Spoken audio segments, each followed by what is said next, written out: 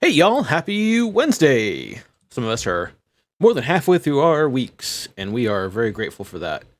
Uh, yeah. So we're gonna just start with happy news. We're gonna just get right on into it. Post on our Discord for the full article if you are so inclined.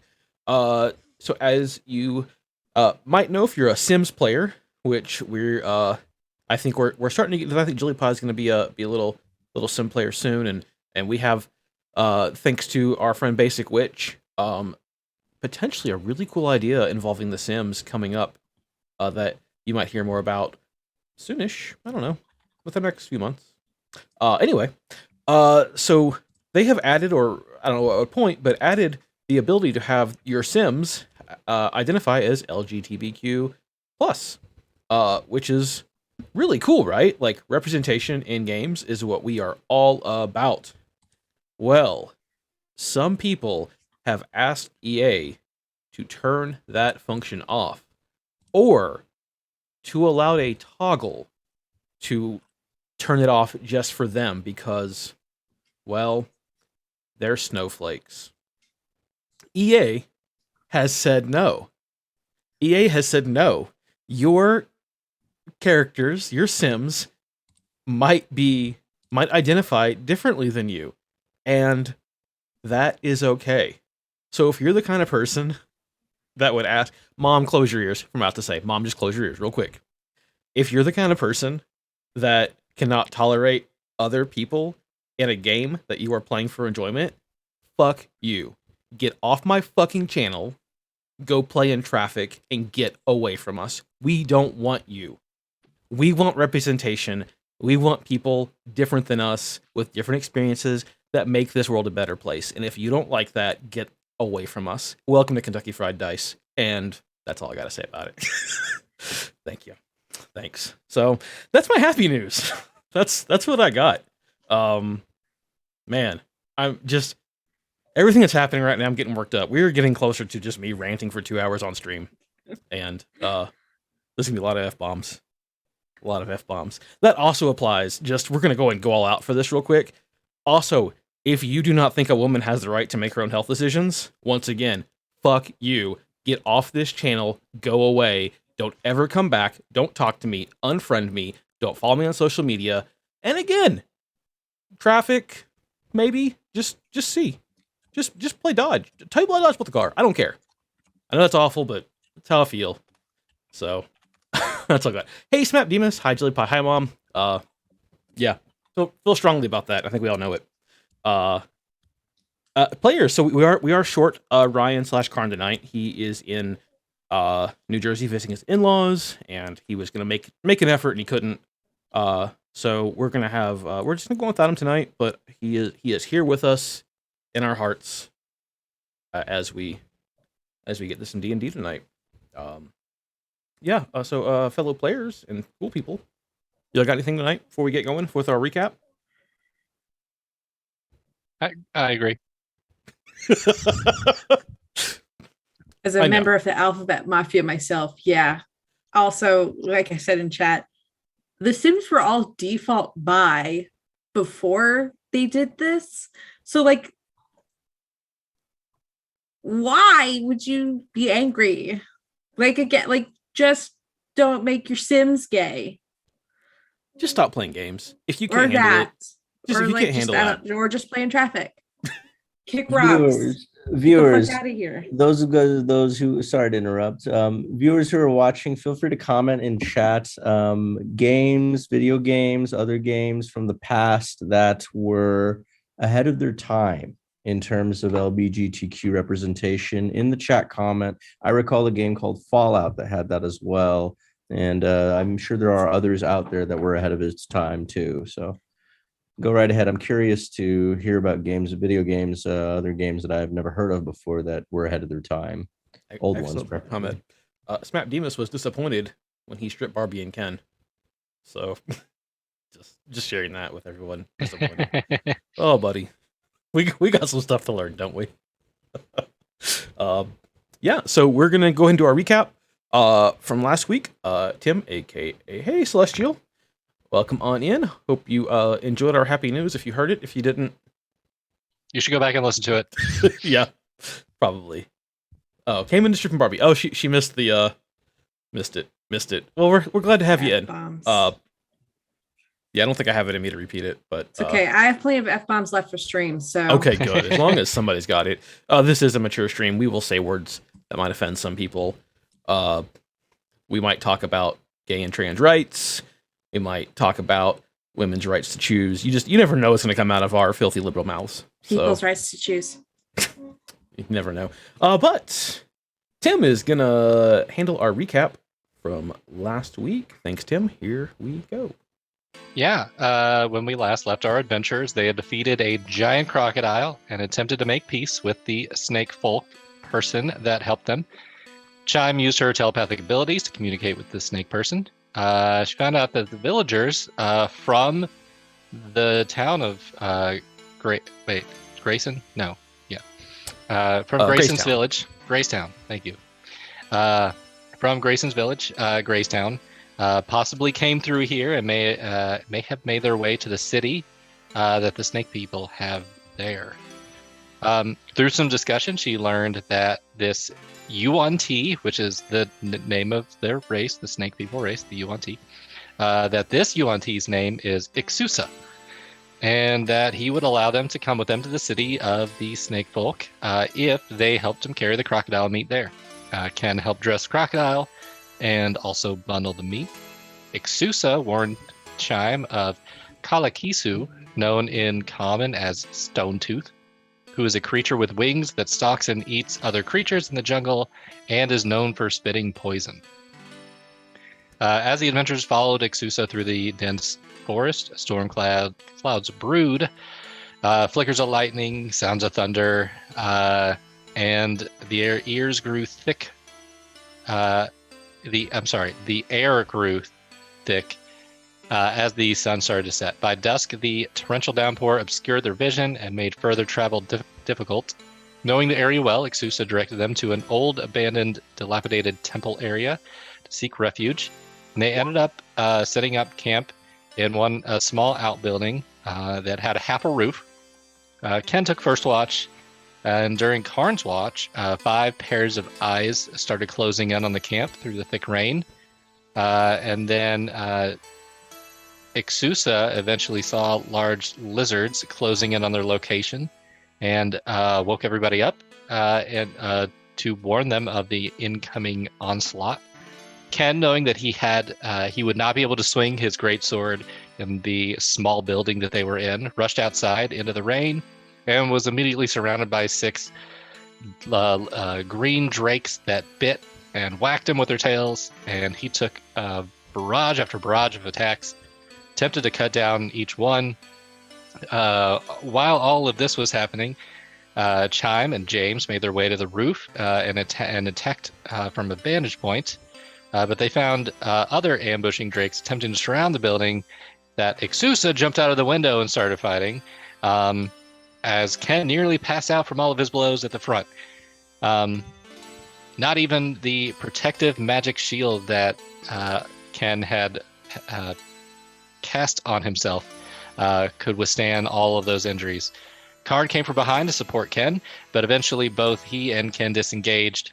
James jumped down to step from the roof to step in and block the doorway so that they could not make it to Ken and Karn.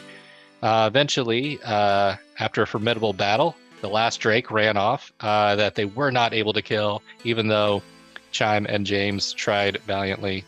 But bloodied, wet, exhausted, party rested briefly with the plan to move on shortly so that they would not get ambushed again. So through that entire night, your party pushed just incredibly hard, and for some reason, Karn especially kind of led your party through this jungle along with Ixusa. And as the first rays of dawn kind of peek their way through this dense rainforest that you're currently in, you make out these stone buildings, and they're all painted very vibrantly and colorful. And you kind of they kind of blend in at first, even though with the colors, just because you're getting used to these beautiful like flowers and birds and just this pop of color within the greenery that you're maybe getting adjusted to. But Karn has really pushed through, and as you make it to the village, he kind of collapses just from exhaustion. And Ixusa scoops him up and turns to Chime and points to his head a couple of times. And do you establish the psychic link with him? Yeah. Okay. He says, I take this one to healer. Yeah, that's a good idea. You are free to explore our home. You are free to explore Uta. If anyone asks, tell them you are friend of Ixusa. Okay. Is there anything else that we need to know? Like something that will get us in trouble? He points, and you kind of notice it for its size. It surprisingly blends in the kind of the middle of this town. There's this huge pyramid. It's as tall as the trees, and the trees, the rainforest, extend tall into the air. I mean, maybe 100 feet, maybe a little more. This massive pyramid, and it looks a little different. The entire, sorry, I drew a picture and I'm trying to pull it up so I can describe it to you better. But I'm just having a, where'd it go? There it is. You can do some dialogue while you work, man. All good. So and you kind of look through it and you see the bottom of it through the trees, and there's not a whole lot that's been cleared. It seems like the city has been built in conjunction with the forest, not trying to replace it, but to really supplement it and to fit in, and it looks natural. Probably the bottom half of the pyramid is this light brown color, and there's intricate carvings kind of covering it. And you're too far away right now to recognize it, but you can in fact see that it's textured.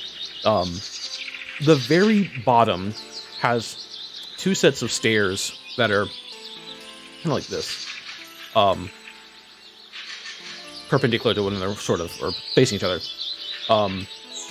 which then lead up to another set of stairs that are painted blue with small waves inside. It almost looks like a large waterfall, just slowly kind of coming down. And if you stare at it long enough, it actually looks like it's moving.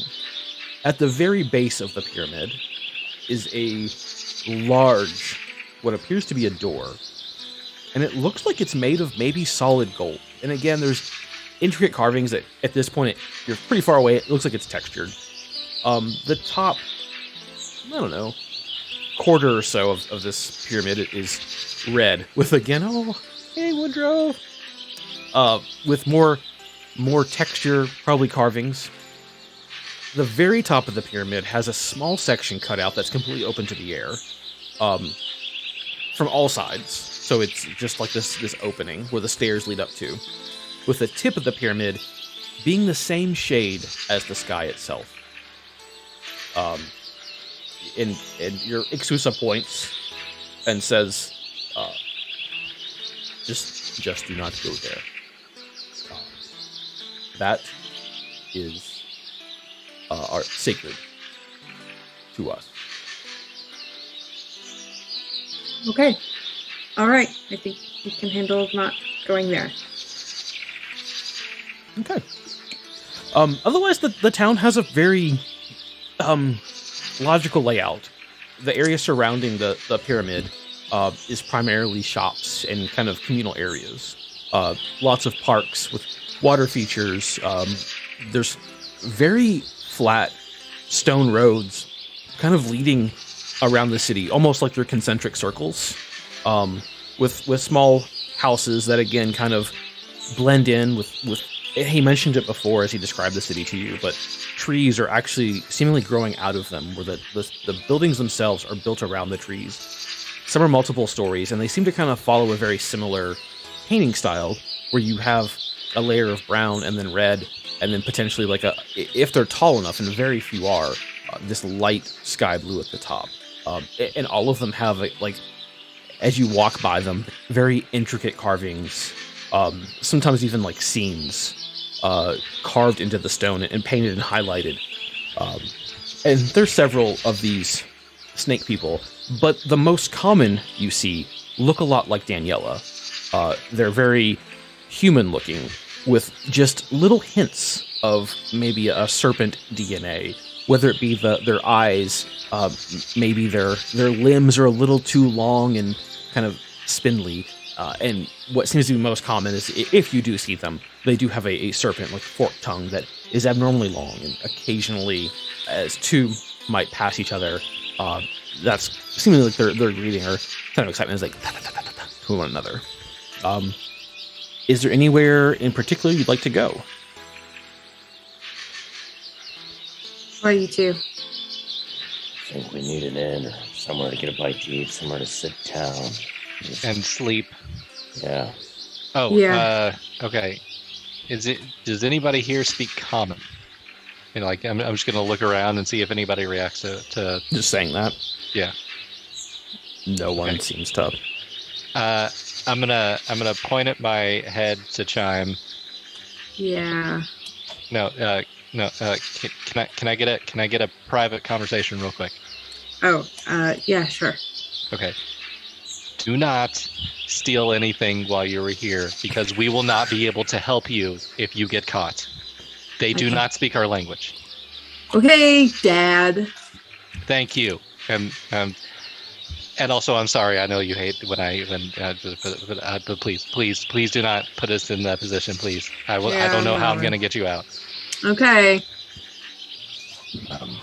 Speaking on behalf of the two birds in our party, I feel a little, You don't speak on behalf of me.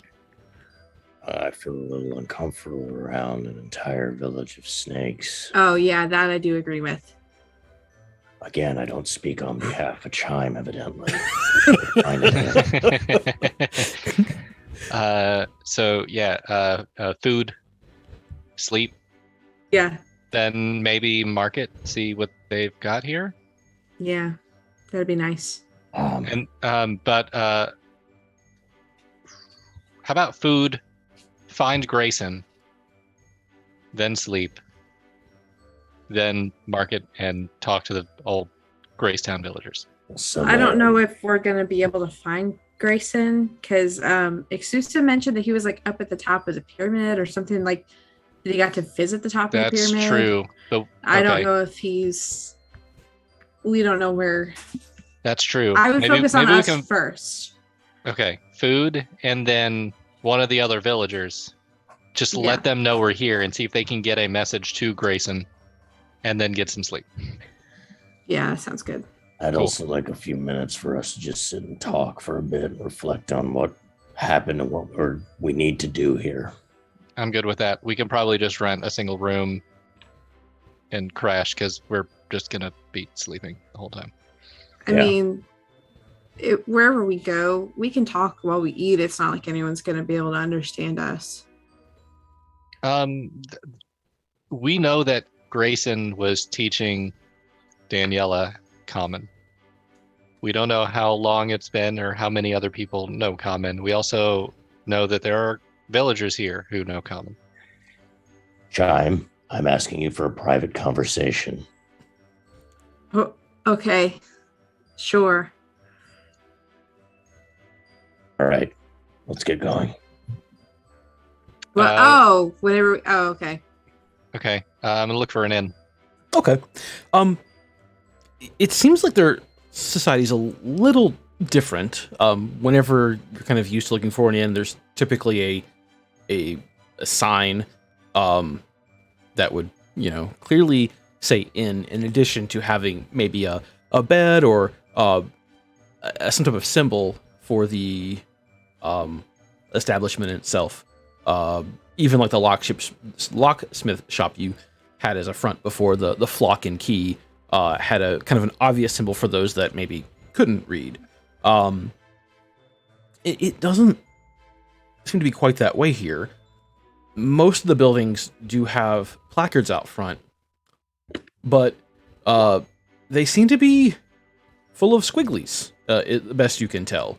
It's not a language that you recognize and not a language that you can read, but you are relatively certain that whatever it is in fact words, just not necessarily words that you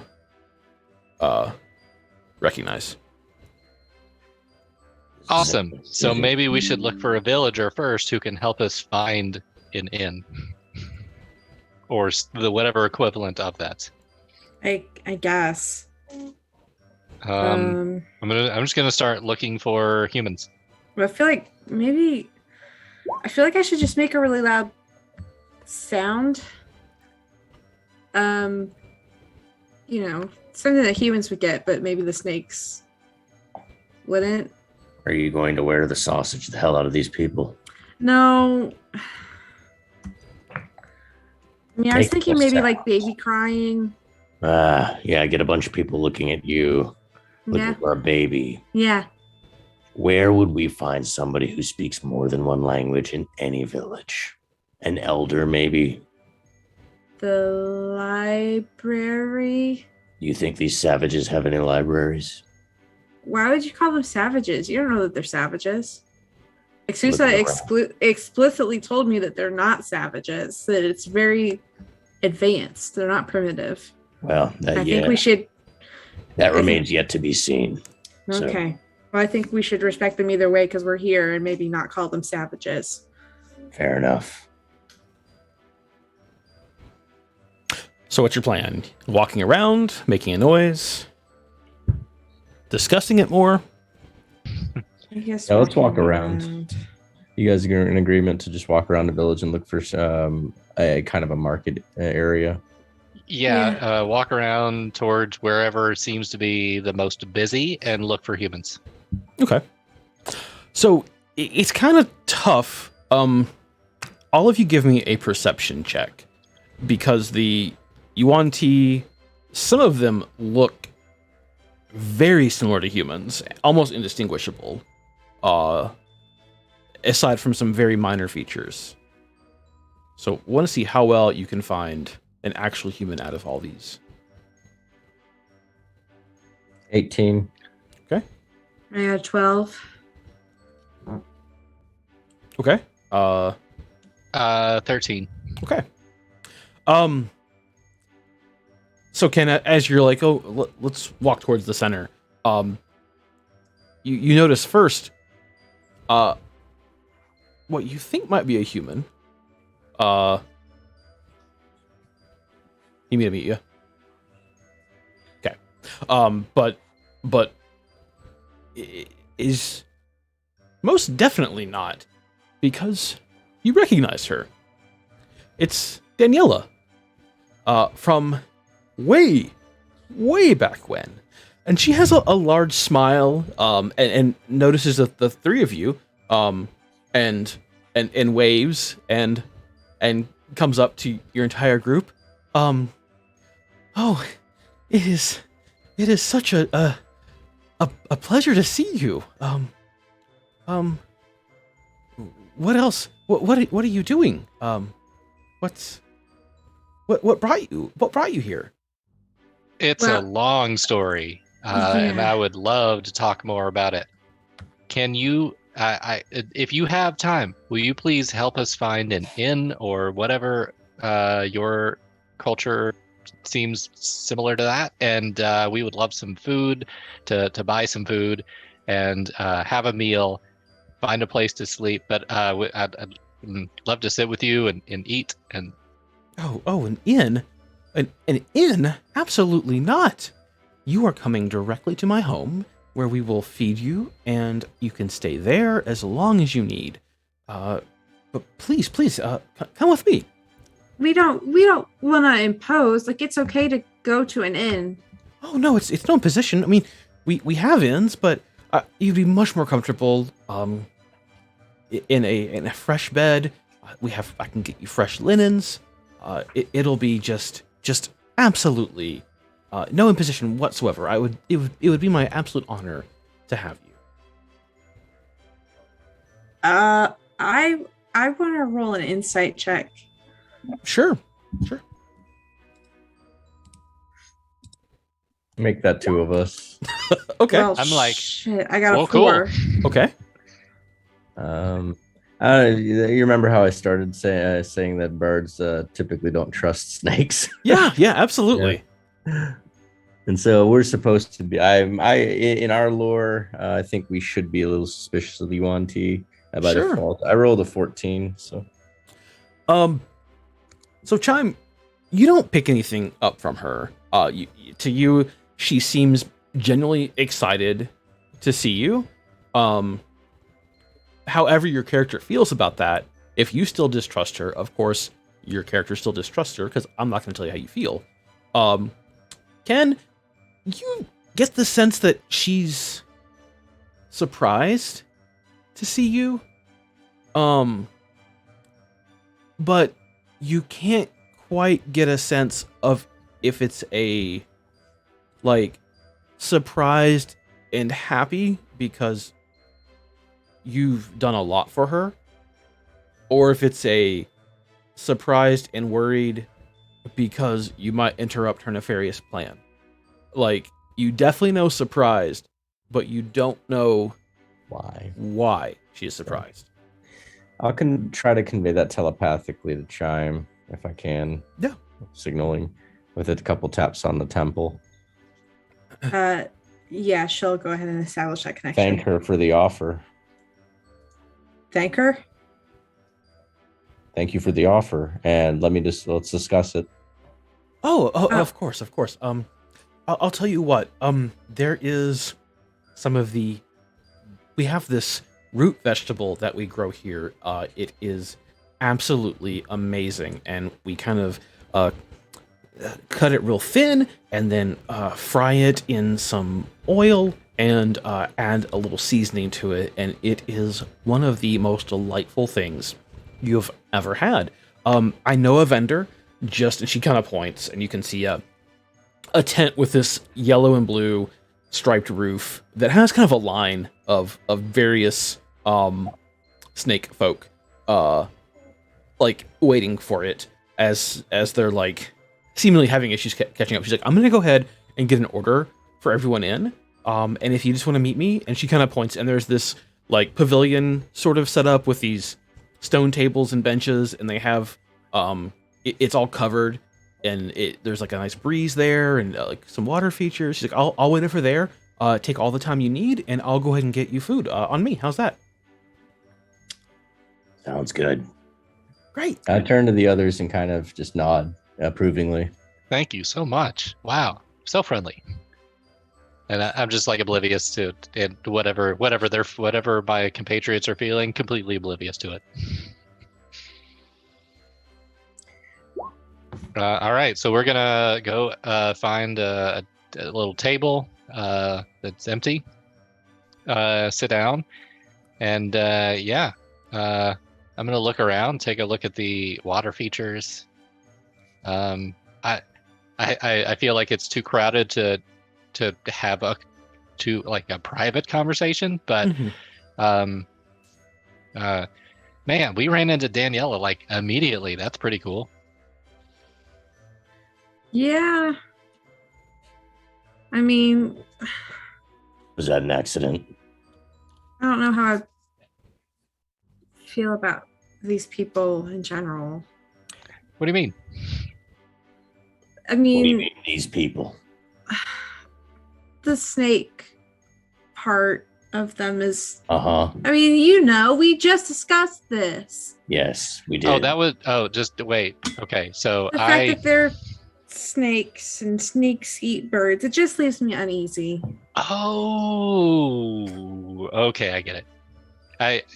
As realizing when you guys have your little telepathic connections and I can't hear what you're saying, I didn't understand what was going on with that. That makes a little more sense now. Let's Yeah. switch to telepathic mode for a bit. Well, I think You all will have to. we'll have to I trade mean- off. That's weird. Yeah. Oh, it's not simultaneous. Mm-mm. Oh, okay. Didn't know that. Yeah, when we're just having regular conversations, we just skip over the intricacies of trying to establish connections back and forth. But in a we crowded room, we have to play it a little less loosely. We like go fast and loose for most situations, just for Yeah. better storytelling. So yeah, crowded space. Anyways, so what is this? Potato chips? Oh, they're more like yucca fries. Probably is a closer real world equivalent. Okay. Like a uncultured person, Ken grabs a handful and shoves a giant handful of yucca in his So, mouth. Has Daniela yeah, well, returned? I was gonna give you all a few minutes to just to Yeah. talk before she comes back. So Mhm. So I no, don't- we I don't- don't have fries yet. no fries yet. Yeah. And as he's chewing away, No fries yet. No fries yet. Ooh. We don't have food yet. Dude, somebody is like ready for some fries. I'm hungry. Okay. Anything to talk about? Okay, cool. We're done. Daniela comes. All right. So Daniel, this like kind of a copper bowl with handles on the side that is just this. It's about as wide as she is and pretty deep. It's huge. And kind of sits it down the middle of the table. And then kind of brings down like a little bowl that was on top down and says it's this like white kind of creamy sauce. And she points at it and says typically this is what we serve it with.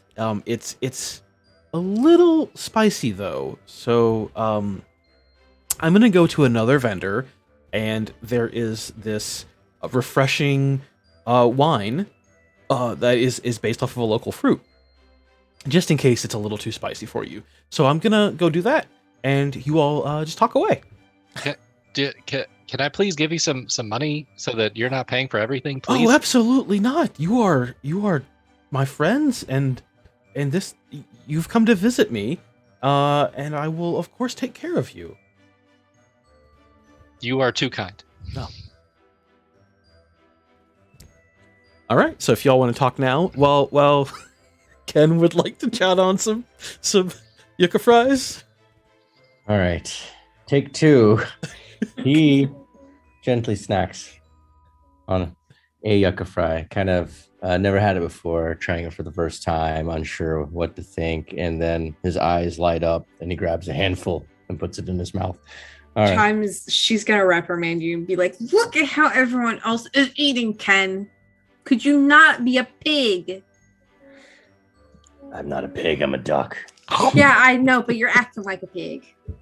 Well, anyway,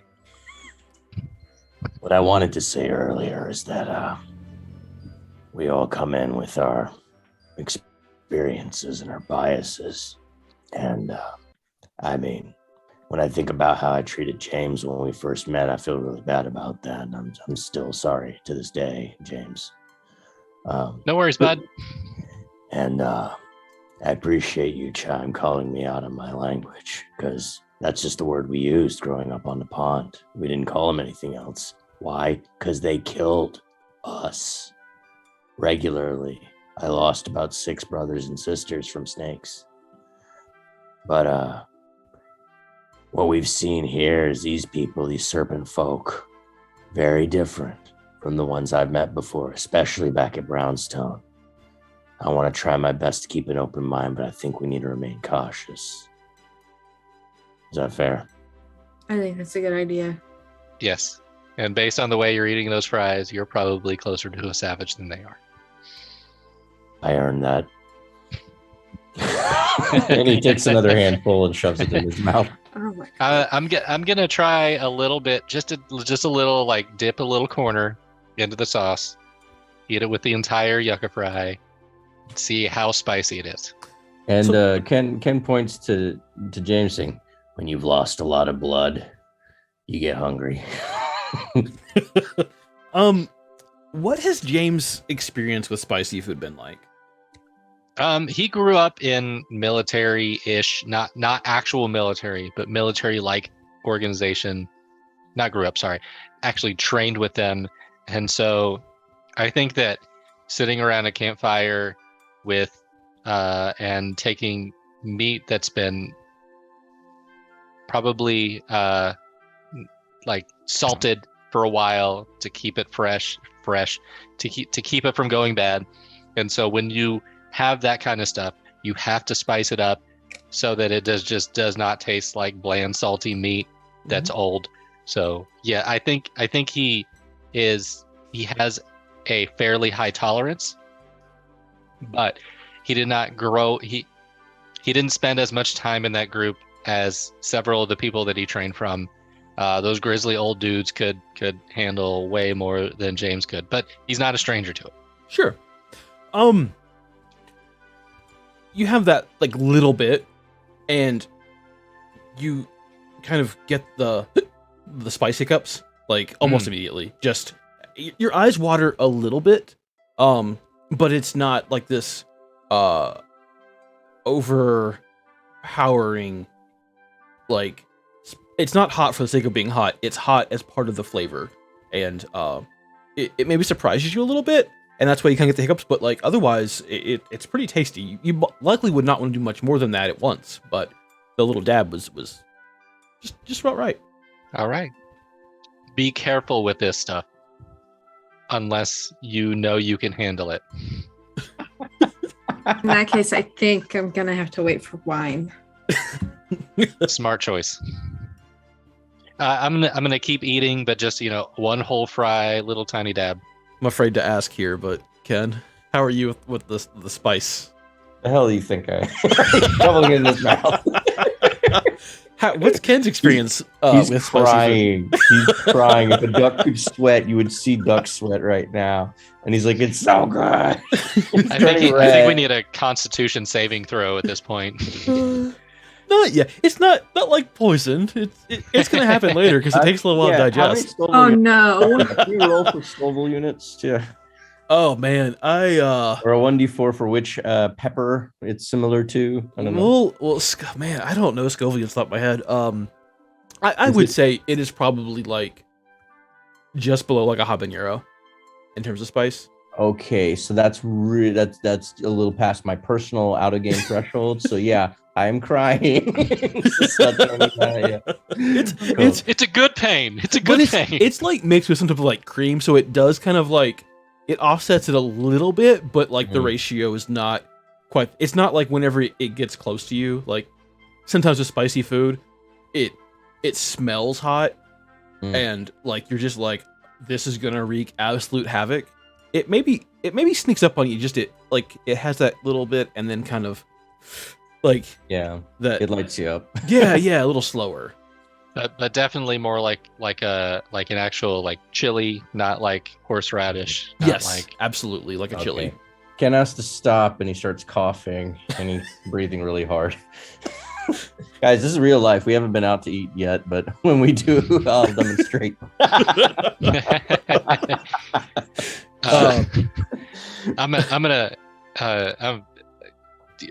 We have water skins.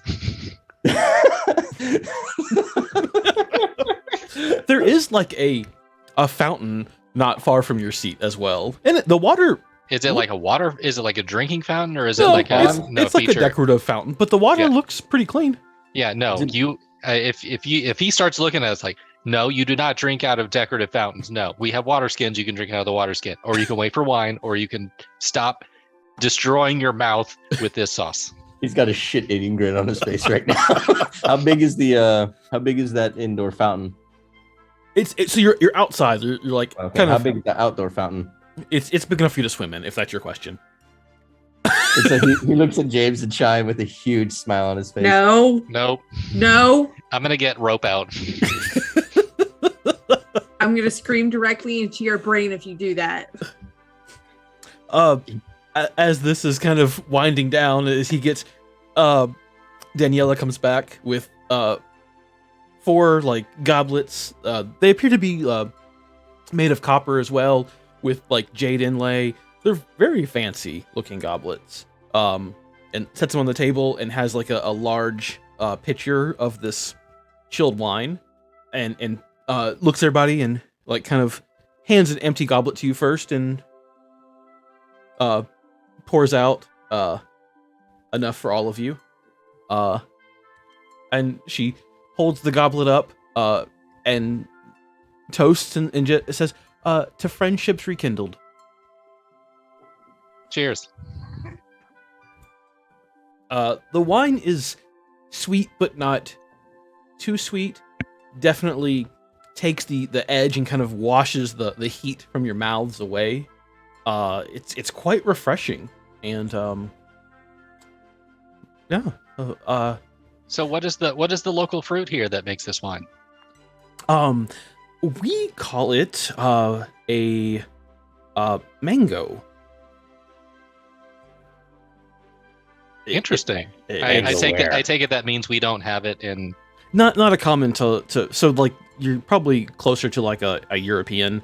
Yeah, I was gonna say I feel like we're like stormy, gross England that definitely would not have any mango trees. Yeah. Mango is not something you're familiar with. Okay, interesting. What does this fruit look like?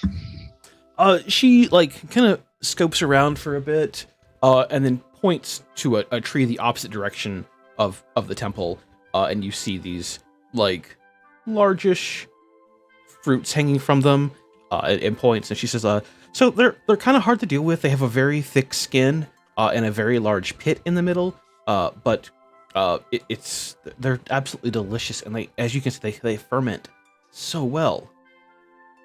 I will agree with that. This is very delicious. Thank you. But I'm sure you didn't come here to see me, and I'm sure you didn't come here to talk about mangoes.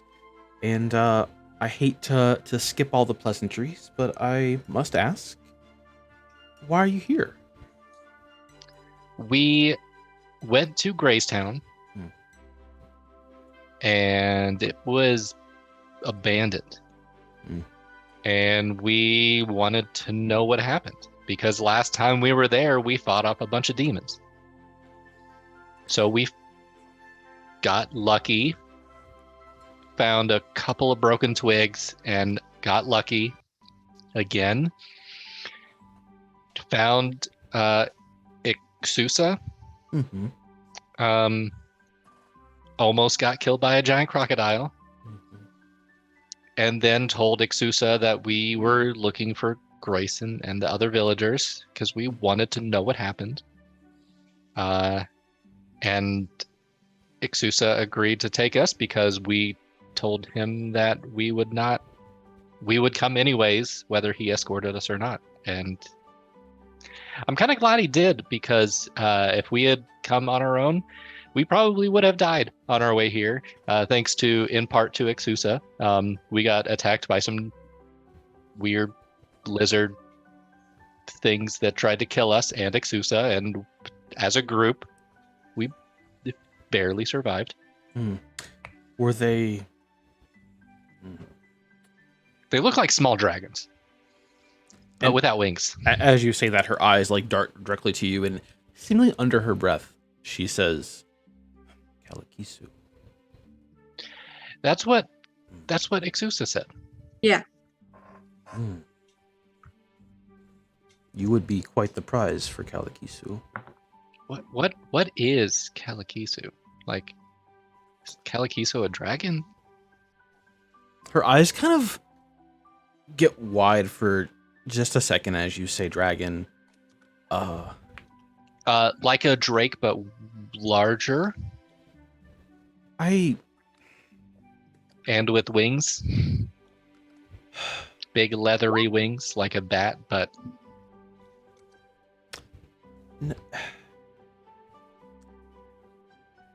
She seems to be, like, struggling to think of how to respond. Is it that you are having trouble finding the common words for them? No. I understand And okay. dragon. It's you have many questions, and you deserve those answers. They are not all answers I can give you.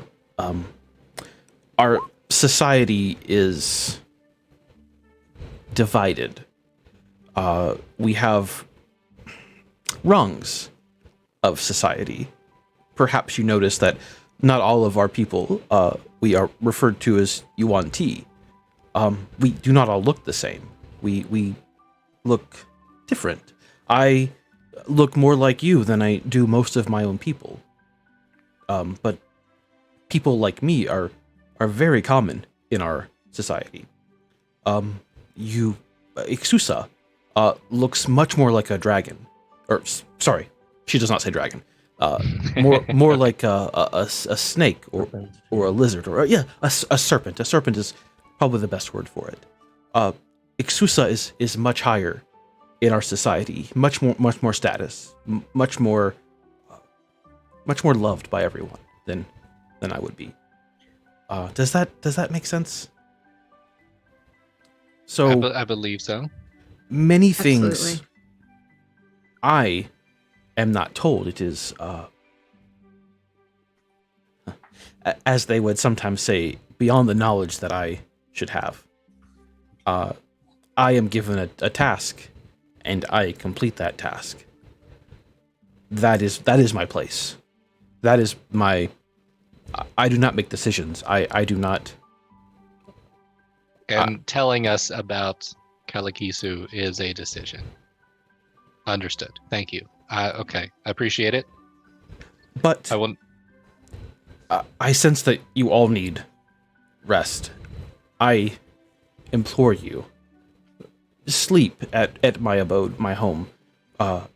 While you do that, because it's still like, at this point, it's mid to late morning. It's still relatively early. I will request an audience with an elder and see if the decision can be made to tell you. I will speak on your behalf.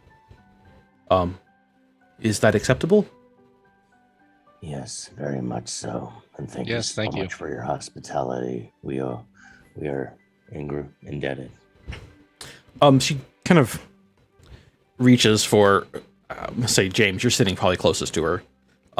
She like reaches out for your hand and clasps it. I will never forget what you did for me. Without you, my task would have not been completed. Without you, I would have died on a beach somewhere.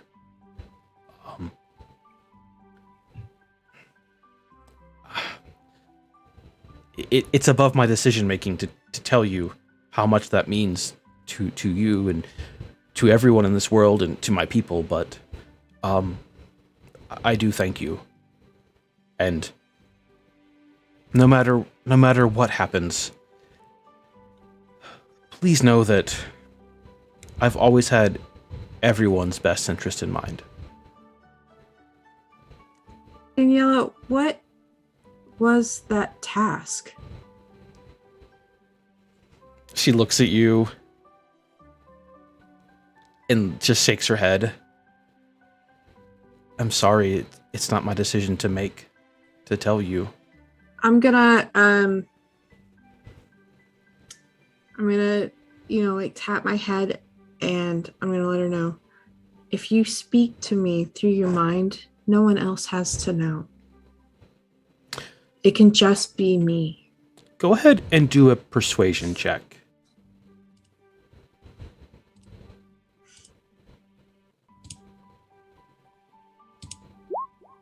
$17.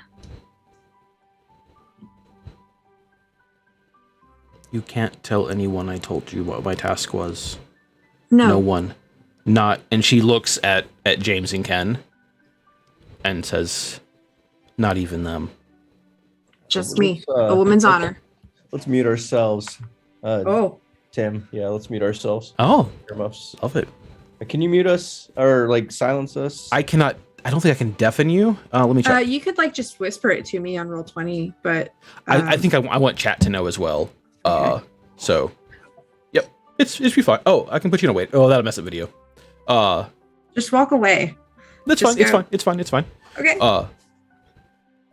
My task was to bring the people of Gracetown here.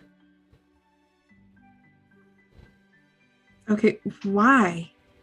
That is, I cannot tell you. That is, I only have an inkling. I do not know for sure. Well, what's your inkling?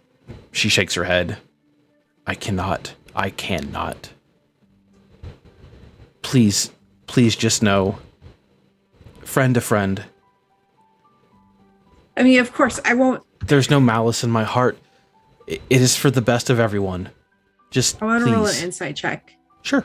See if she means that there was no malice. Absolutely.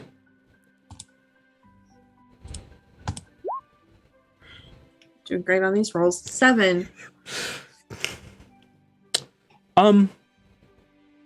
Whatever your character feels, your character feels. Like, whatever you think right now, you don't get any other. You can't pick up anything with that.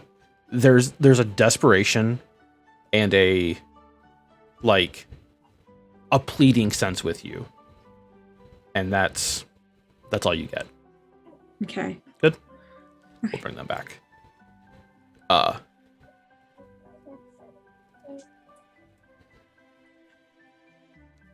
Okay. We'll just let him get his headphones back on. Okay. And you'll, at this point, think that maybe you see the smallest of, like, condensation in the corner of Daniela's eyes.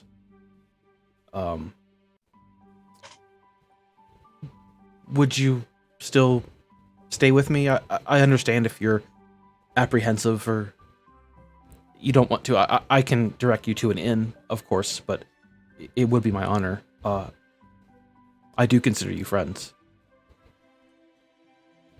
Yeah, I think we should stay with you. I nod. Thank you. Whenever you're finished eating and drinking, I'll lead you that way. Has Ken eaten all the fries yet? It was a huge bowl. So and we all got a bill. There's a massive chunk of it gone. There's, at this point, probably some scraps left. Yeah, and he's putting the scraps in his mouth and looks over and says, "I have a problem."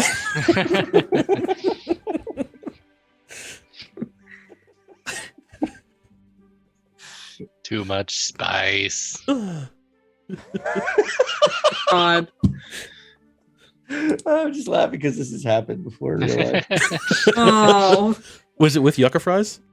No, it was back in the day, Pittsburgh. There was this restaurant called the Big O. You ordered a medium, and it was this big fries. So.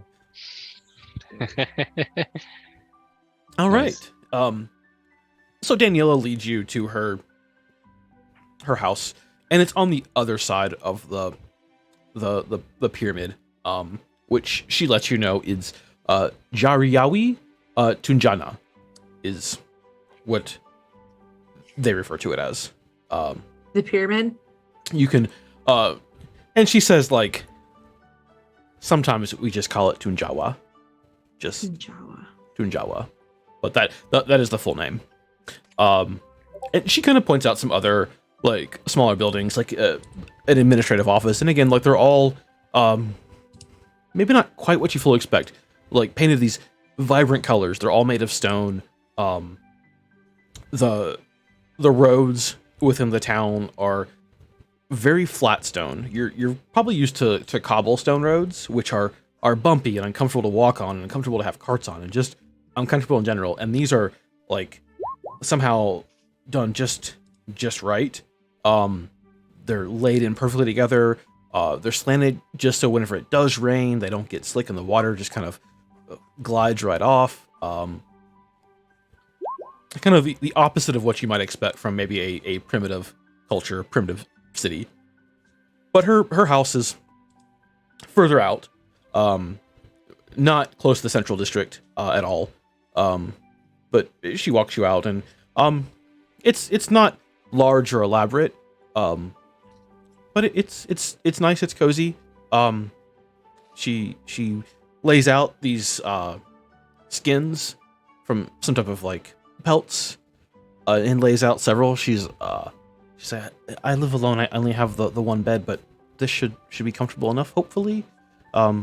If one of you would like to take the bed, you are of course welcome. And it is like wooden with like a very dark wood with some carvings in it. A lot of craftsmanship went into it. The entire house seems to have a high level of craftsmanship. The furniture is all very sturdy, made of a dark wood with like a dark stain on them, and it's all kind of glossy, which isn't something you see a whole lot of.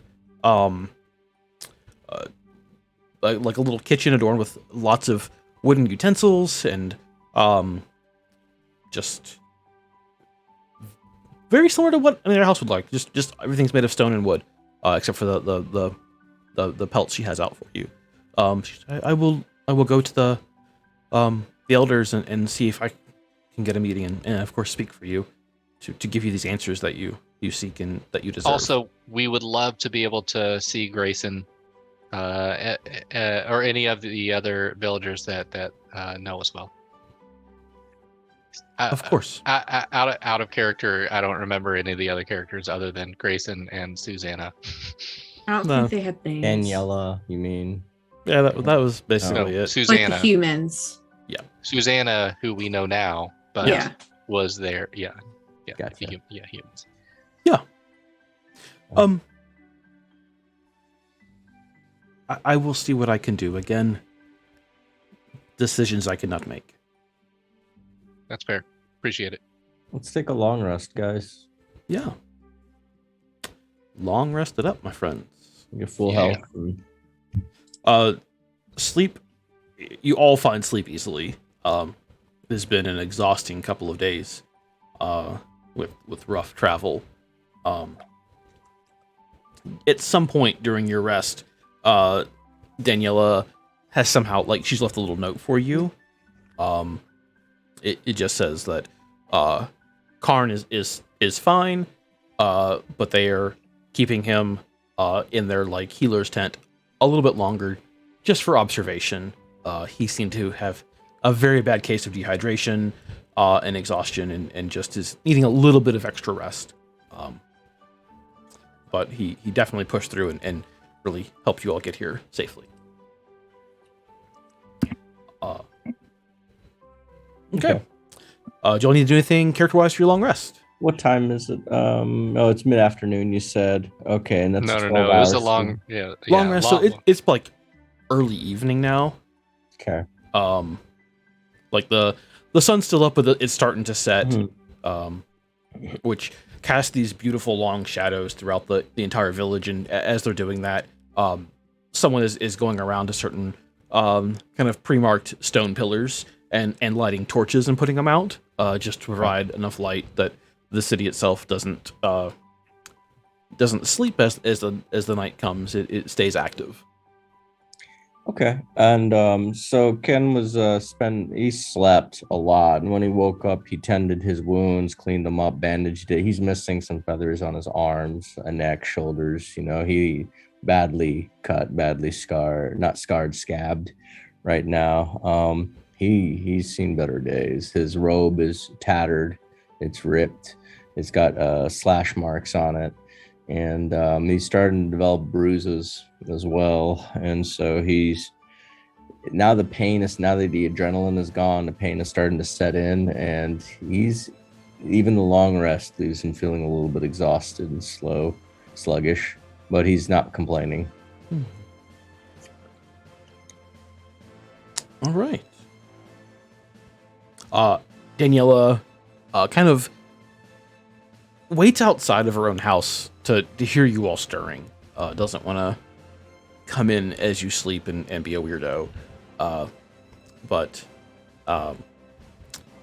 she kind of hears you all like stirring and wake up probably about the same time.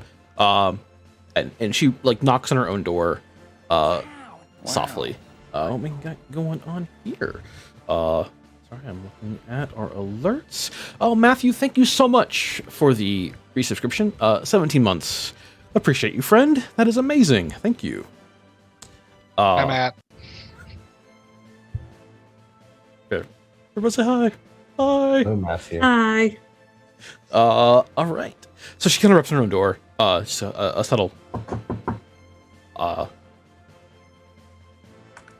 Can I come in? Oh, Daniela, yes, of course, it's your house. Well, I don't want to. You are my It's your guest. house. And there's not like a lot of separate rooms. It's kind of a small like studio, more or less. Yeah.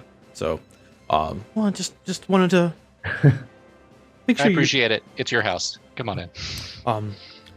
So we have an elder that has agreed to meet with you.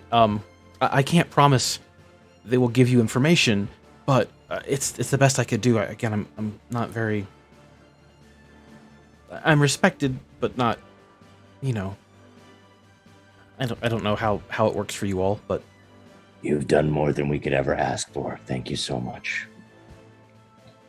oh, well, I feel like I owe you so much. I don't know if I could ever repay you, but I don't. Yeah, don't worry about it. I mean, I appreciate the food and shelter. Again, you nailed it. We really needed it. no, it is not a simple journey. Here for many. Oh, but Sorry, yes. real quick, out of character. How do we have any idea how close or far away we are from that original beach that we woke up on? Oh, from episode 1, season 1. Yeah. No, Pretty far. episode 1, season 2. Oh no, it was No, episode season 2, one. Season 1, episode 2. That's right. That's episode 1's when We were Yeah, on the okay. boats, episode 1. it was all boat. Spooky spaghetti. Yeah. Rest in peace, Spooky Spaghetti. R.I.P. Thanks, Matthew.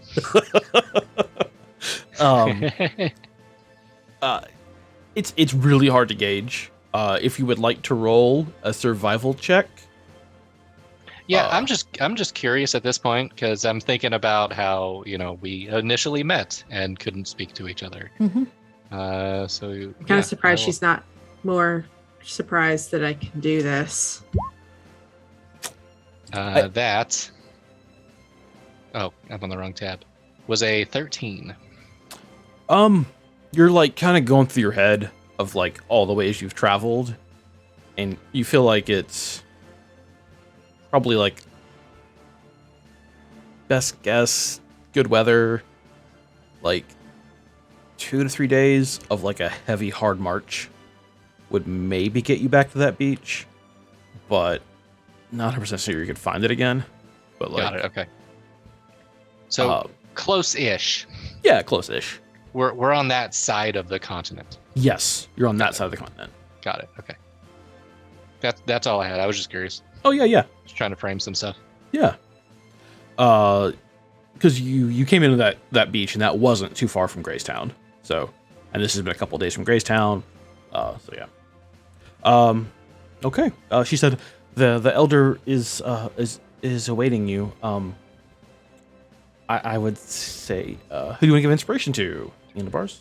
Does Chime need inspiration?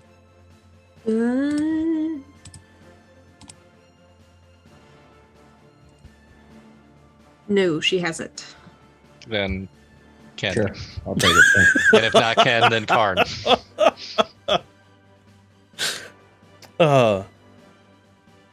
Okay. She's the elder is awaiting you. If you're ready.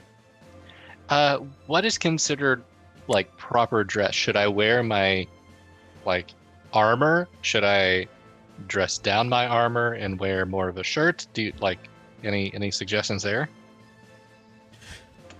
I'm guessing you're in your armor Yeah. by default.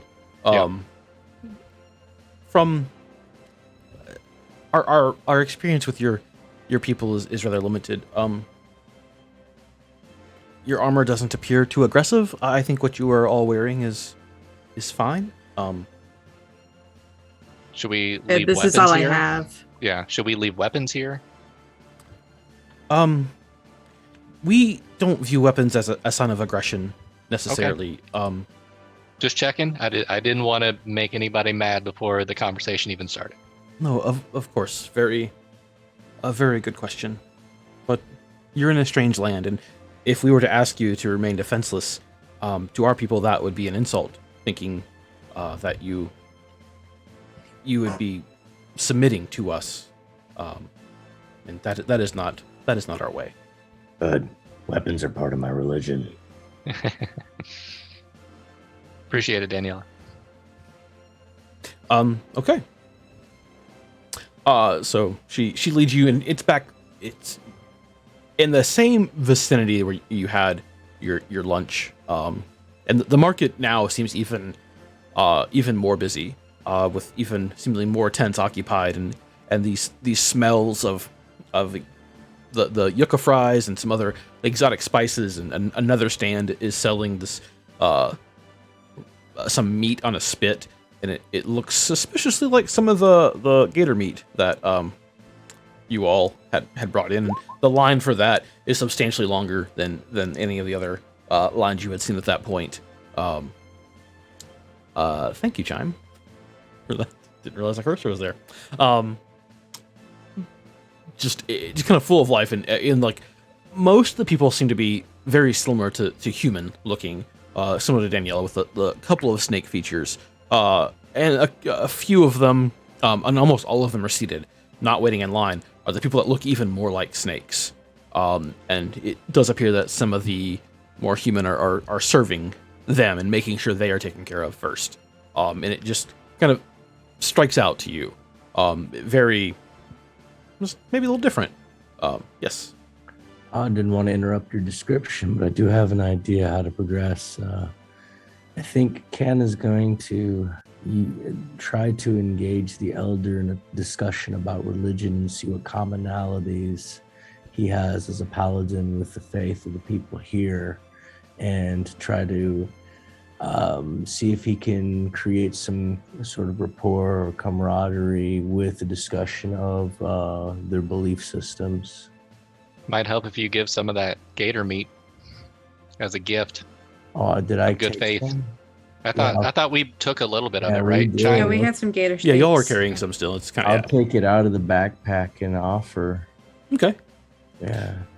So you wind through the market, and then a building very close, large, kind of a smaller version of the pyramid, but stepped. So think of like a typical pre-Columbian architecture, like Central America. Stone, again, vibrant painting, and it's lined with torches on every tier. So where it really stands out in the night. There's gold inlays on every layer, and some scenes, even kind of lower, are seemingly plated in gold. And as the torch lights flicker, it almost seems to animate them. And it's typically like combat of snakes against what you can now recognize as definitely dragons. And then, as you're continue walking, James, you recognize on the bottom tier what you recall as being your initial vision of Dunya. Almost exactly like your vision came to you, in terms of a kind of a woman with a snake body below and large wings kind of coming from her back. Almost exactly like that. And lined up in front of her are a variety of these same snake people, with the ones most snake-like in front, and then basically humans in the back. There are stairs leading up to kind of the central level of the pyramid itself, the ziggurat, the temple, whatever you want to refer to it. And inside is a large chamber. Again, stone pillars lining the walls. In the center of this room is a large stone throne raised up on a dais. Two mostly snake people. They each have human arms, but like a snake body. There's a longbow at their back, scimitars on their side, wearing what appears to be very ceremonial armor. Bright reds, gold inlay, kind of all throughout. Their snake heads are adorned with helmets that are plumed on each side with these large, red, very flowing feathers from like a very large bird, a very large feather. And then the elder is what appears to be completely snake, with even like reptilian arms, sits on this throne on top of this dais. They are decorated in what looks to be like bone armor. And again, it doesn't look like it's super protective, but mostly ornamental. A headdress of feathers and teeth of various creatures. Some very large teeth, some smaller. Around their neck, a staff made of what appears to be like bone and some very dark, kind of gnarly, twisted wood in their hand, with a couple of gemstones thrown in for good measure.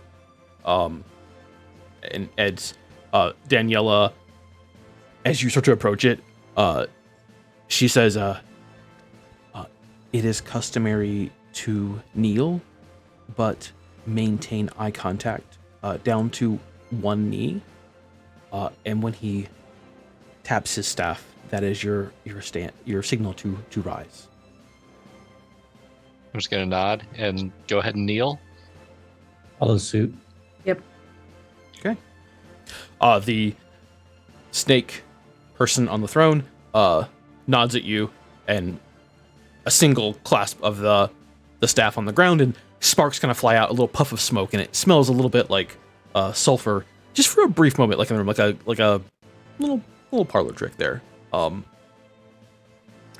The creature speaks in a language that is kind of a combination of guttural sounds and hisses that none of you seem to grasp or understand, as far as I know.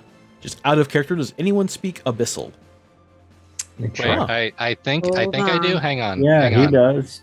So the Okay. tiefling does.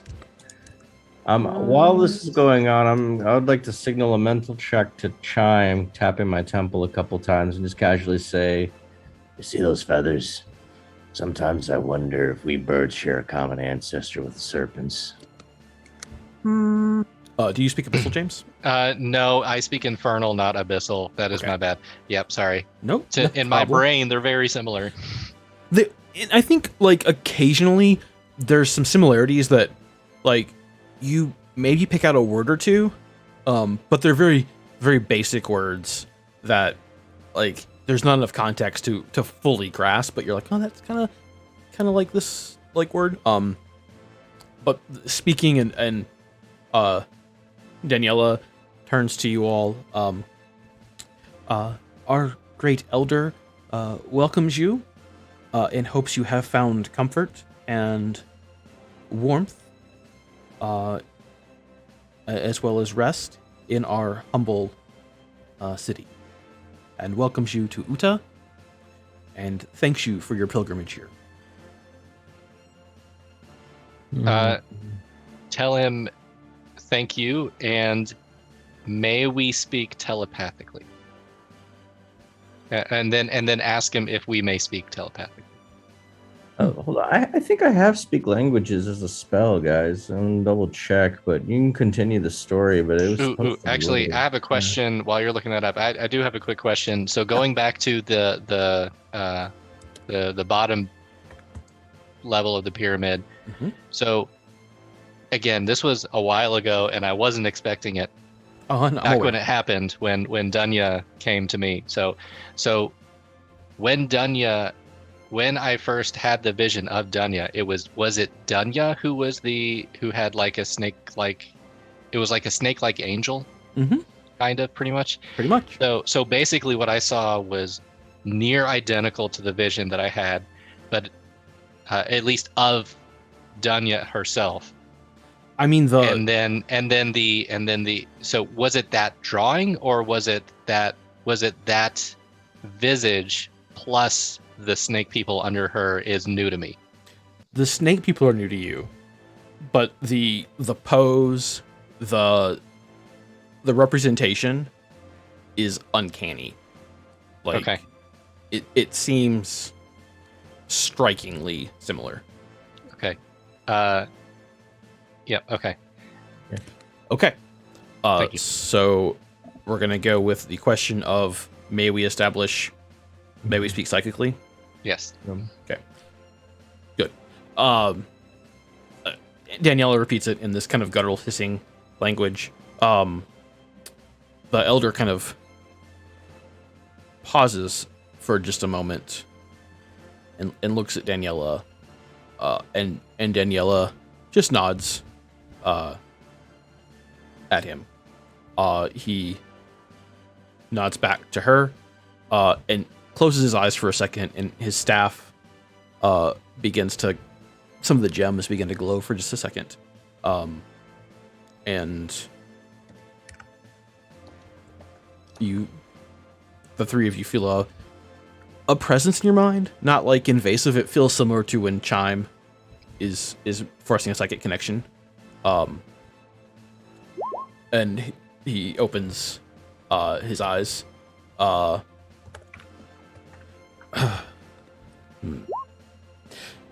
This is unusual for it to be requested, but perhaps direct communication with one another would be better. It's my main way of communication, so I don't mind it. So noted.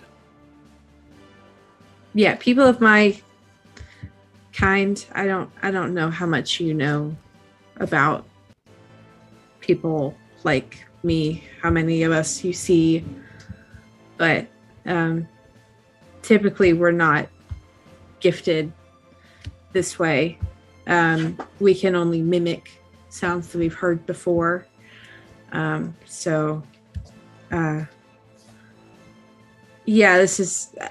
I'm kind of an outlier for my race. I must admit our knowledge of your people is limited, unfortunately. If you are willing, we would love to ask you questions at some point and document your visit, so we may add that to our library of knowledge. And perhaps I'd consider it. Perhaps one day in the future establish more normal relations. I'd consider it. There's a good group of us in Brownstone, so that might be beneficial. Kind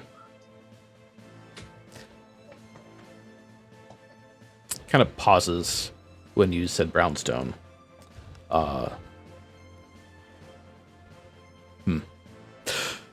I'm sure you have many questions. My time is limited.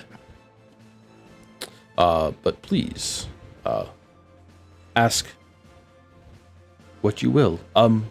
It seems now we have no need of Daniela. Would you be offended if I dismissed her? Or would you prefer her be present? I would like for her to be present if that is not offensive to you. It makes no difference to me. She is just unnecessary. I'm gonna just skip right out of character. I'm just gonna skip right over that. My name is James. This is my companion, Chime, and my other companion, Pen. When he says Chime, I'm gonna say my the name. Yeah. What she said. We are unable to make that sound, and so we call her Chime, with her permission. Chime, did you have any questions you wanted to start with? I have one pressing question that I would like to ask, but I believe that we have other questions that are more important for our group. Just want you all to point out, Julie Pie did catch that they have libraries, so just acknowledging chat that they have libraries.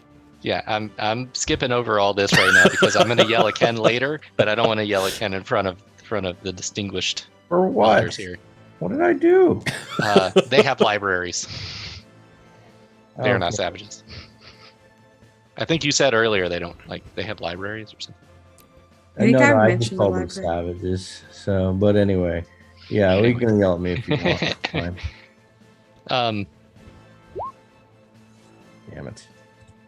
All right, so I'll go ahead and start. First, thank you for welcoming us. It has been very beautiful city that we've seen so far. We would love to be able to speak with Grayson. He's a former contact of ours. We actually helped fight off some demons that attacked his village at one point. We would love to reconnect with him, and that would be wonderful. I can't. I'm sorry. I know I wanted to wait. The visage outside on the first level of your building out here, is that a god? Is that your god? Is that a god? I'm sorry. I do not understand your religion. We are jumping right into this, aren't we? Well, I have not introduced myself, and I apologize for that. I am Elder Sulis. Nice to welcome. meet you, Elder Sulis. Now, your question. Describe this questionable god. So there are many images on the outside of this building. And I do not want to misinterpret what you may think of as a god to us. It is. I'm going to re-explain however I can. Serpent-bodied angel in that pose. Okay.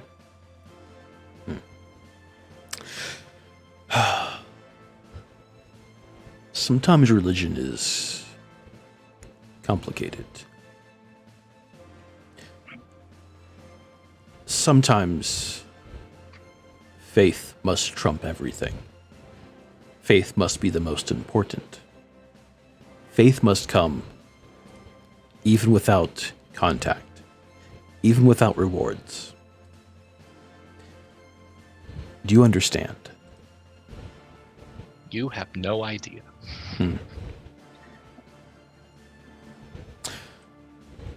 To say she is a god is an understatement. To us, we believe she is responsible for everything. She's responsible for us. She's responsible for what many of your people refer to as gods. And mostly, I'm gonna say Dunya. he just nods. The grandmother of the gods, the mother of the primordials, The creator of all. creator of all. Now, it has seemed that she has abandoned us. We have not She heard. has not abandoned us. Well, maybe she hasn't abandoned you. She has abandoned us. She gave us a task. And as long as we do that task, we do not hear from her. And as long as we do not hear from her, we have reason to believe that everything is okay. That task becomes more and more difficult. But we do it. Do not question. That is the power of faith. Faith is knowing that no matter how difficult the decision, it is the right one. Do you understand? I believe so. Do you agree? Elder Sulus, what is the task that Dunya has given your people? If you don't mind me asking.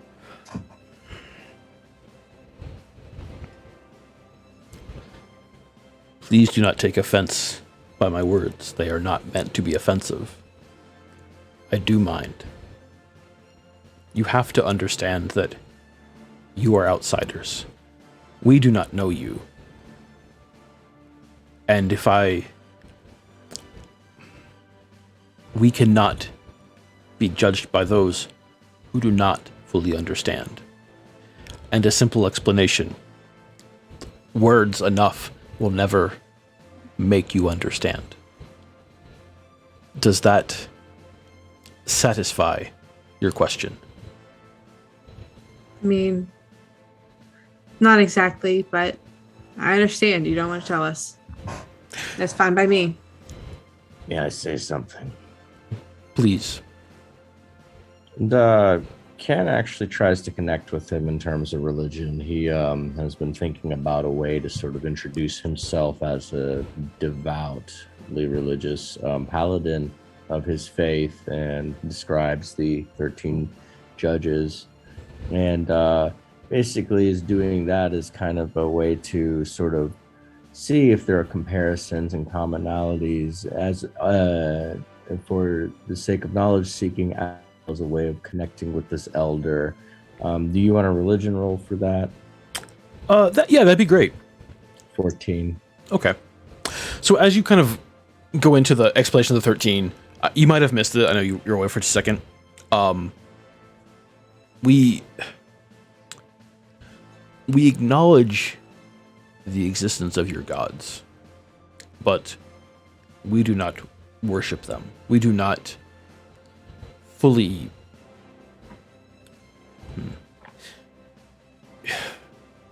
we acknowledge their presence, but not their divinity. They are created from another. We only worship those that create. We worship those that we as a people have contacted. Your 13, no doubt they are exceptional, but we have no contact. We do not need them as a sense of justice. We have our own sense of justice, and I do respect that. And as I was saying to your companions, as you were, I believe, deep in meditation, thinking of ways to connect with me, if your gods gave you a task that you did not understand, a task that you were apprehensive about, but told you it was important, would you complete this task to the best of your ability? Without a doubt.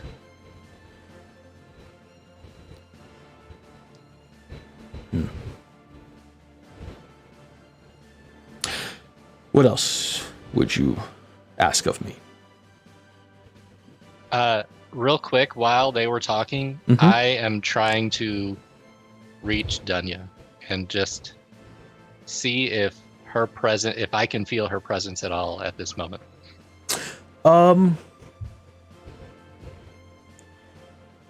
Yes. Is it stronger now than it has been in several other places? It is. You definitely recognize her presence, and you feel that energy, that like warmth that you feel anytime her power kind of infuses through you, or anytime you've been close to her. But it has a feeling of like fading, perhaps. Like it's stronger than it's ever been, but also it feels weaker. Like it's fading, and you're not quite sure how to explain it. But it's almost like a physical presence, like almost. Okay, I'm gonna try and ask her a simple yes or no question. What's the question? Are you safe here?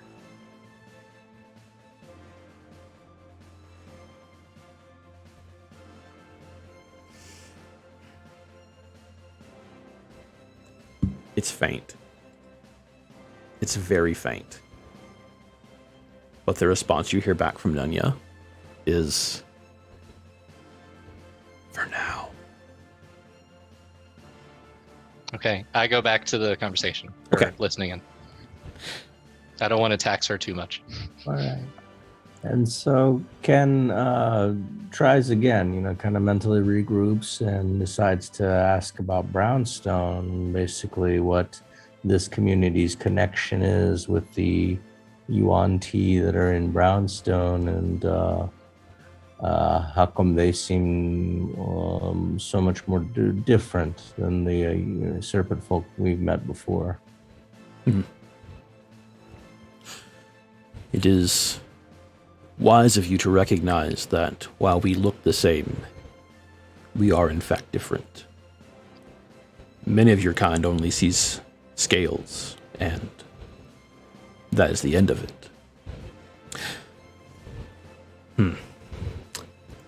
The other Yuan Ti that you have seen in Brownstone work for one called Kalakisu. Kalakisu is a great menace. Kalakisu seeks to end our task. Kalakisu is working with one who rules over Brownstone. And Kalakisu must be stopped.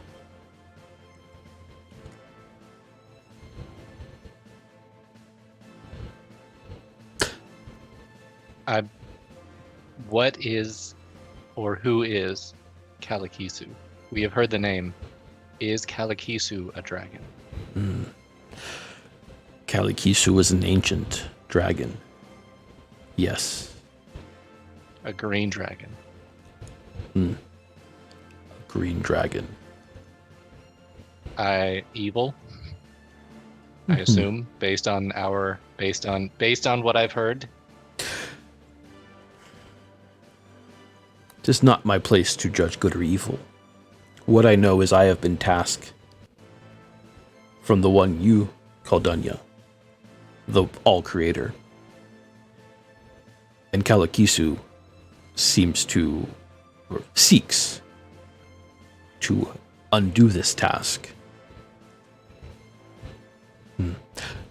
It is not my place to judge what is good and what is evil. It is my place to respect Dunya and to do as she asks of us. We owe her a great debt, as we all do. So, I want to make sure I understand. You disagree with what the Yuan Ti and Brownstone are doing? Yes. They are no ally of ours. We disagree with what they are doing as well. The enemy Thank is you my for- enemy is my friend. Also, you are a friend. You have proven that. I have one other question, and you may or may not know the answer, or you may or may not be able to give us an answer. I understand either way. We have heard about a baby who was refused to come with the other villagers from the mother as we were passing through Brownstone. Gracetown. At the time, she did, Susanna, that is the mother, was not given an answer that made sense to her as to why her baby could not come. And I was hoping if we knew more, we could help them. Is there anything there that we are allowed to know?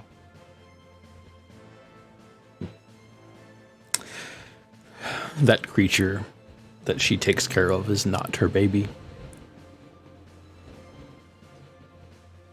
That creature she takes care of is not human. She is not like you. That creature she takes care of possesses great evil. It has no place in our society.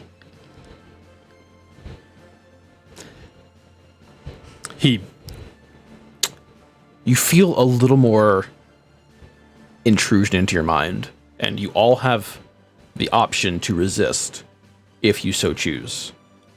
It doesn't feel like an attack by any means, but it feels like, and the wand, the staff begins to kind of glow a little more. So you have a choice if you so choose. You can just allow this to happen. It seems like maybe it's kind of almost these invisible tendrils, maybe like going for memories inside your brain. Ken resists. Okay, I go resist. ahead. Roll I a. do not. Okay, the two of you roll a wisdom saving throw. Okay.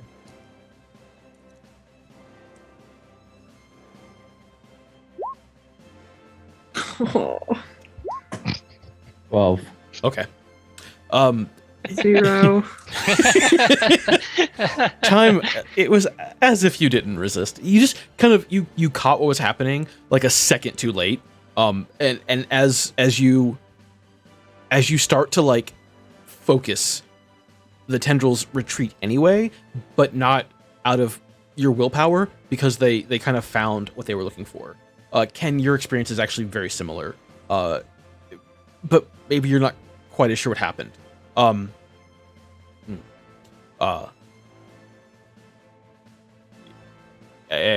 he opens his eyes, looks at the three of you. You have encountered this evil.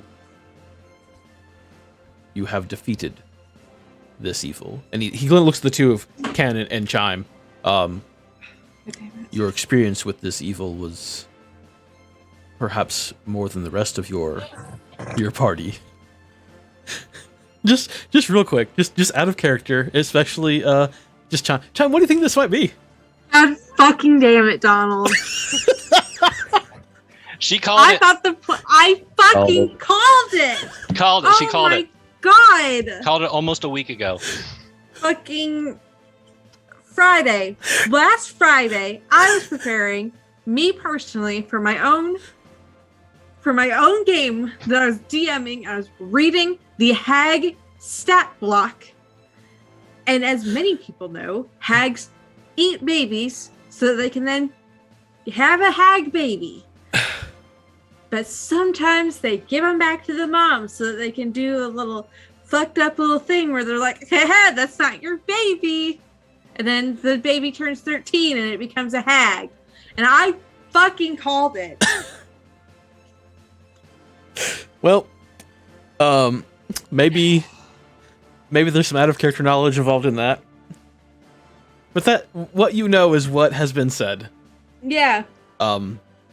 What your character might think it is what your character might think it is. No, she absolutely knows it's the hags now because they've connected me and Ken. We were the only ones that made that deal with the hags.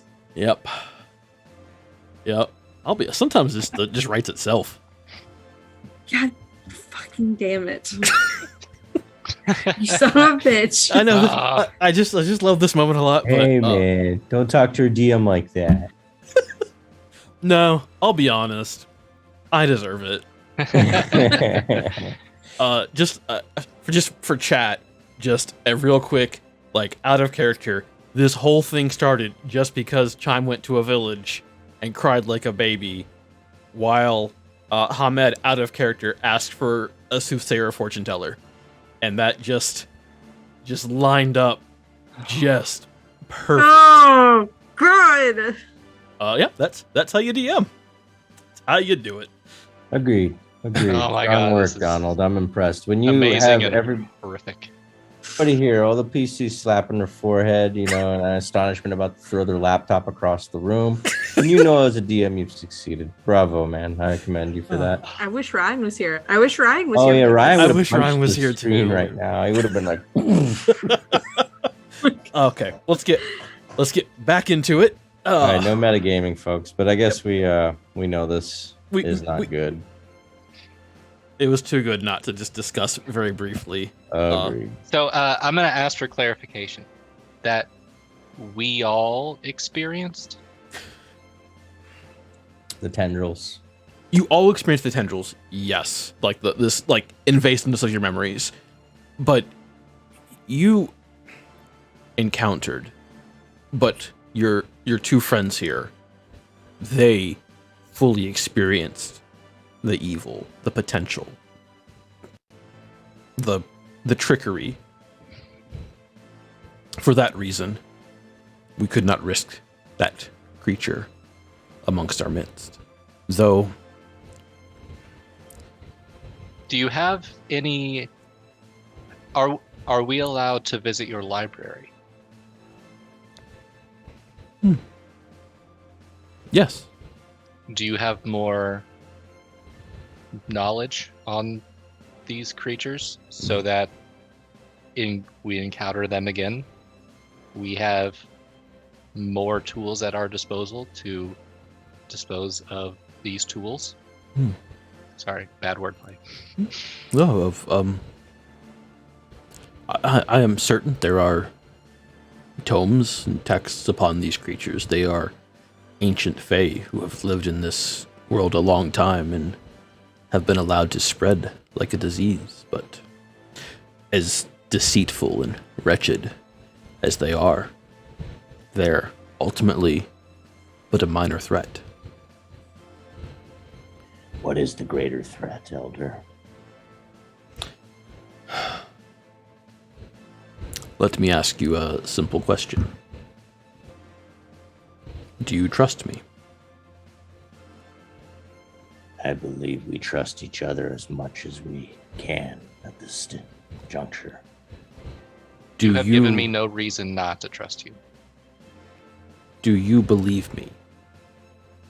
With certainty.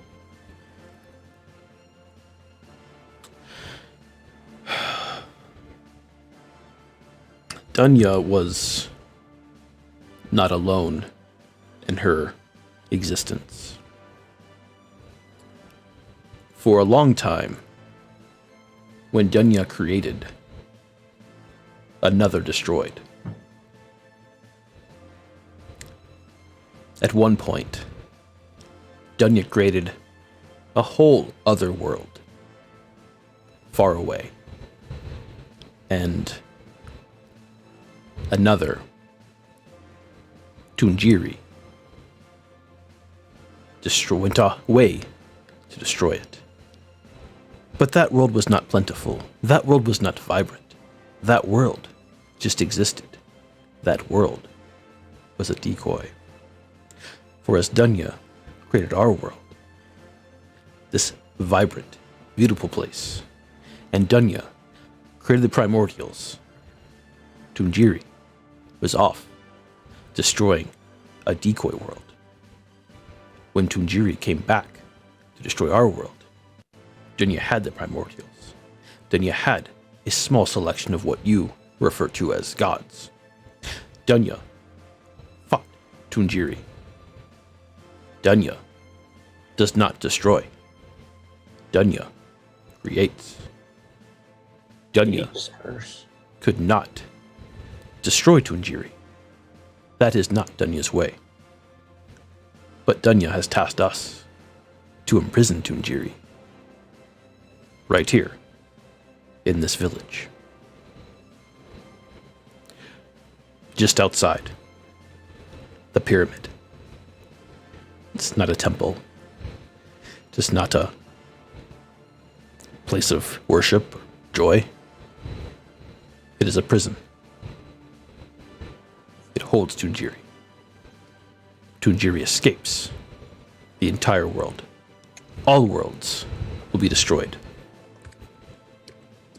And the one you refer to as Dragonbane seeks to steal the power of Tunjiri. We cannot allow this to happen. Does that seem believable? Does that seem like I am telling you the truth? Insight check. Yeah, absolutely. Okay. Anybody else want to join in on this? No, I'm sold. Chime has a question. Mm-hmm. Given that this is real, Exusa let me know that your very highly honored guests get to go to the top of that pyramid. What are they doing up there? Ken, how was your insight check? 12. Chimey looks you dead in the eye. You already know. If it makes it any better, they've all agreed. They've all agreed. We have spent millennia sacrificing our own people. Our blood has grown weaker. How can they agree to it if they get charmed into doing it? We have proof that these people didn't know what they were doing when they came here. And then you're going to feed them to some monster because of some fairy tale?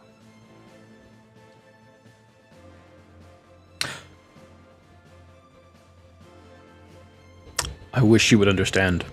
It is not as simple. We have sacrificed and sacrificed and sacrificed our own people. Our blood has grown weak.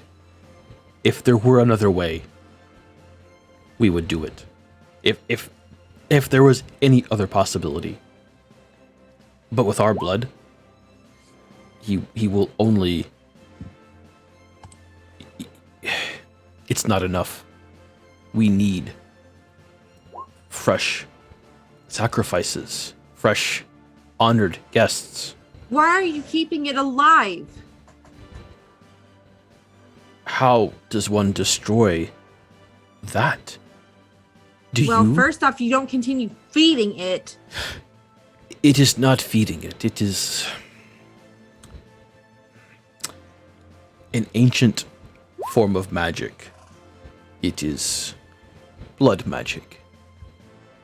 Perhaps you have heard of it. Within our living bodies, our life force provides a powerful essence. And upon releasing that essence, it creates magic beyond what we can do. The more that is given, the more it is gained. It kind of looks at James and gets a sense of you. Yeah, I don't know what I want to roll. Maybe Arcana, but I want to know like obviously they're talking about, you know, what I do, but maybe not in the same way. Maybe it's something I've heard of. Maybe You it's can something I've studied. Roll Arcana. Okay. Chime and Ken, both of you just give me an intelligence check. This is just like a memory check if you remember something from before that you've learned. So, real question, you can say no. Do I get advantage because of what I am? Yeah, absolutely. Sure. Okay. 14. 11. Okay. Chime? 15. Chime, you remember way back when you first met Shmebulok, he gave you an option to teleport home, but it would require killing James and using his blood and blood magic to get you home to your family.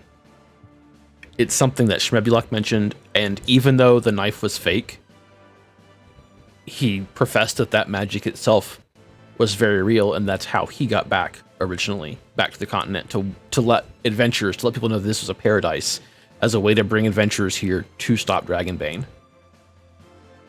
Shmebulok killed somebody. That's bad. Yeah, it's yeah. Yeah. Chime is outraged. She doesn't want to be here anymore. She wants to cut off her telepathic link. Okay. So that. Do you want me to take off my headphones? Because I assume they're going to be talking. Probably. Okay. Yeah, I don't want to make it awkward on you, but I don't know how long this conversation is going to go. But I'll let We'll you use know. hand signals to let you come back. You know, so much for that. Well, we have several ways of letting her know. Okay. I assume we feel her disconnect. You do. Okay. Okay, so I think now would be a good time to, and I kind of make facial expressions to James, kind of suggesting now's a good time to end the conversation. Just kind of look at him and nod, like, and Thank you for being incredibly open. Thank you for hosting us as guests. We have our own task. And we are aimed to complete it. And I believe that our end goals are the same. You have our But word. our methods are different. And while I disagree very much with the way you are approaching it, I hope that you find another way to complete your task without the sacrifices. And that is as calm as I can be about this. Ken says, You have our word that we will respect your culture and your beliefs while we are here. And we'll just go about our business like visitors and guests. And we thank you for your hospitality, for answering our questions. And we will connect with our friend back in the city. Much appreciative. Before you go, please know there is no malice in our hearts for this. It is done with great regret. And I understand your apprehension that the citizens we have brought in are doing this willingly. Please accept a token of our goodwill and a gesture of our truth that you may speak to Grayson in the morning. Is that an acceptable compromise? That is. And one more question for you. Where can I get some more of those yucca fries?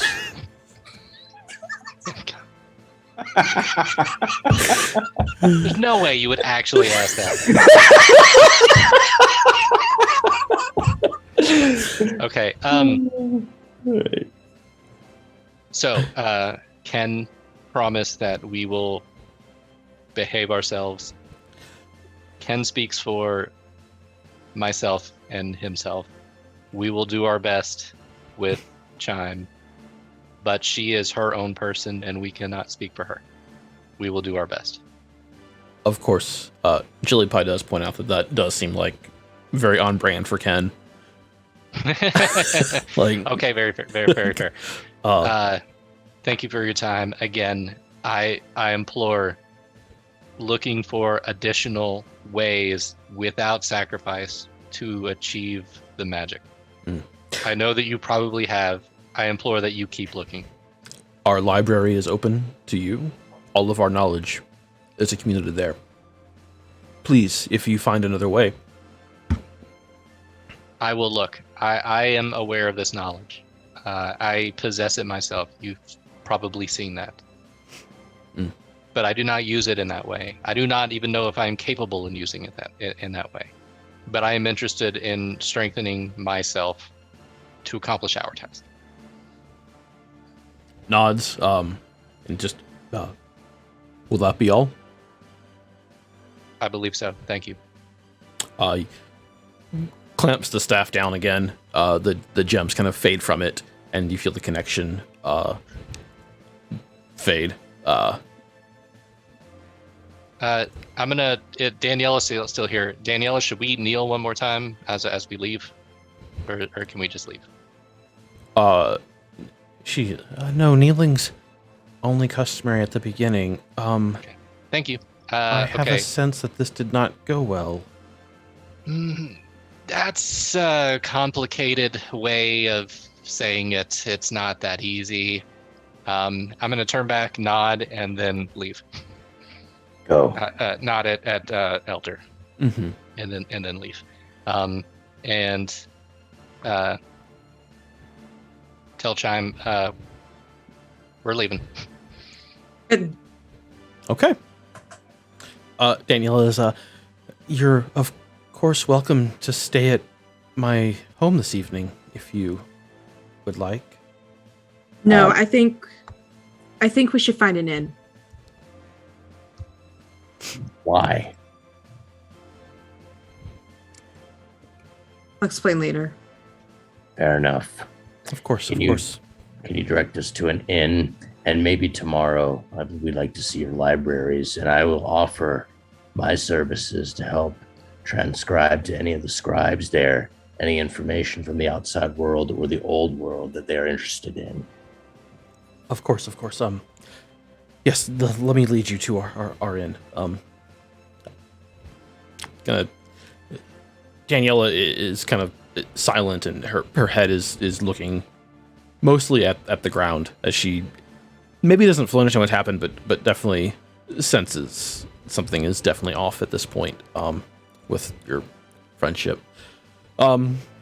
Leads you to an inn, and there's like a nice little counter and another like mostly human woman, and they exchange their, again, guttural and hissing kind of language.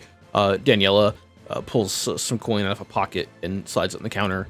I'm gonna hand it back to her and pull out my own coins. She says, absolutely not. And she gets like a kind of a triangle shaped key that would go in these like very different than you're used to locks, a little more elaborate, and hands you a key. Your room is on the second floor. Would you like me to return tomorrow to help translate the library, or? To show us where the library is and maybe introduce us to people who speak common like yourself, if they wish for not only to help us find information, but I'm offering my services in terms of adding to your library. I'd be happy to do that while we're here. Of course. I've taught a few other people, but I'll be happy to bring them tomorrow morning. Do you know if the libraries are open at night? I mean, we just woke up. Yeah, it is. It is absolutely open. Oh. Chime, what do you want to do? I just want to stay here. I don't feel comfortable here. Danielle, if you could just okay, so what I would like to do is for Danielle to show me where the library is, and then I come back and fill in Chime about everything that just happened. And I'll go with James too. Yeah, we'll be right back. I just want to know where the library is. I'll come back. I'll tell you the rest of this. We can have a chat, and we can figure out what we want to do next. Before they leave, I want to reach out to Daniela and just ask, did you know what was going to happen to them?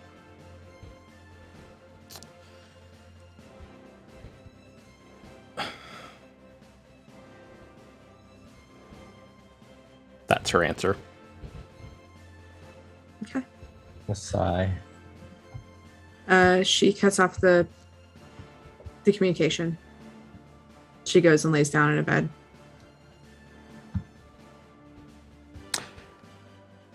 Yeah. So she goes to the library. We'll have you all come back to the inn. Karn will be all rested, and we will pick this up in 2 weeks, which is August 3rd. Why'd I say first? August 3rd. August 1st is a Monday. Yeah. We don't play D&D on Mondays. That's crazy. Who plays D&D on a Monday? Dreadlore. They do, which they're really close to affiliate. They're just, I think, need some more followers. So if you're not following our friends Dreadlore, Twitch TV /Dreadlore, please give them a follow. They're pretty amazing, and we like them. So yeah, say hi. So let's head over to, I'm guessing Bill is probably ending his stream soon. I would like rating Bill the Gamer Guy. But we haven't rated Brambeard in a little bit, so let's go over to our friends over at Brambeard Gaming and say hi to them. And we're back. So our next stream will be on Tuesday here on Kentucky Fried Dice. It might be more Final Fantasy V. It might be something Julie Pie's playing. I don't know. We'll figure it out probably Monday afternoon. Let's be real. So we will see you all then. Have a great night, everybody, and we'll see you all next time. Bye, y'all. Bye. Bye.